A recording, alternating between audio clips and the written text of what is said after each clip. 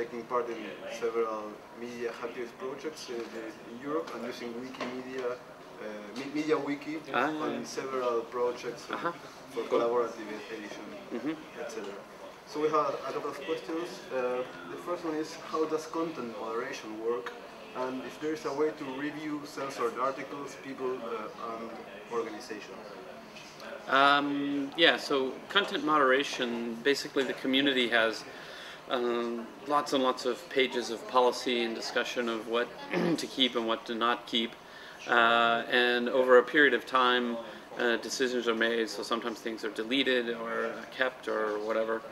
For most of the things that were in Wikipedia that are not there, it's just in the history, so you just go back and check in the history to see if it's there or not. Other things are deleted because they don't belong in the database at all. Most of what's deleted, it would be hard to call it censored because it's just nonsense. So lots of junk gets censored, so to speak, censored. Yeah. Yeah. Then the question comes to what happens when the content should be somehow valuable, but for some reason is censored. Then that's why the question is there a way to like a higher instance apart from the local Wikipedia community to kind of claim that content should be... people have discussed it, and there are sometimes projects where people take either the database dumps or they are constantly crawling Wikipedia to get things before they're deleted. There's not been a lot of demand for it because most of what gets deleted is basically useless, so it doesn't come up very often. Okay. Next question. What do you think about Wikipedia being used by social movements, parties, or political organizations? Well, it's tricky. It's tricky because we have this neutrality policy, which says basically, Wikipedia shouldn't take a stand on any controversial issue. So whenever people come from a particular political perspective and they have an agenda they want to push, usually they find it very difficult in Wikipedia because the community doesn't really care for that kind of thing. It's really not a place for political advocacy. It's a place for descriptive facts. That's not to say political advocacy is bad. Of course it's not bad, but it doesn't belong in Wikipedia. Similar to saying, humor doesn't belong in Wikipedia, or your original poetry and all these kinds of things. It just doesn't belong there.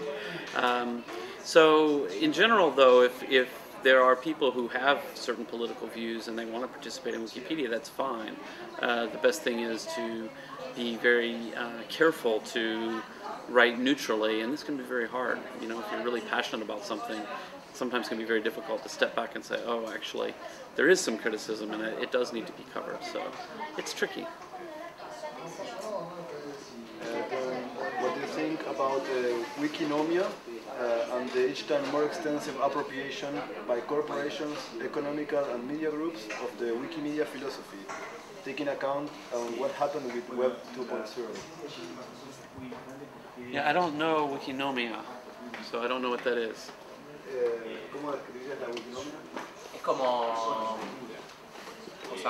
una especie de economía basada en los principios de Wikimedia, de compartir. It's the economy of sharing. So general concept. Okay. So now let me. Yeah. Well, I don't know. I mean, I think there's a lot going on. So I mean, one of the things that I see happening in culture, we've thought for a long time about culture as being either basically two parts of culture, either commercial culture, so this being popular music, movies, books, things that are under copyright and sold and so forth. And some of that stuff is really, really great, and some of it's really, really not great, and it's just a bunch of stuff, right? Then we think of fine arts culture, and we've come to think of the fine arts culture as being somehow it needs to be subsidized. It doesn't exist in a pure market way. So either some wealthy patrons are donating money or the government is supporting it. But what we're seeing right now emerging is something that doesn't really fit very easily into either of those categories. So it's what I would say it's a re-emergence of folk culture. It's people coming together to build things and do things in new ways. And some of it's commercial in a certain way, and some of it's non-commercial in a certain way. But it really doesn't fit into the old categories very well, and I think that's really interesting.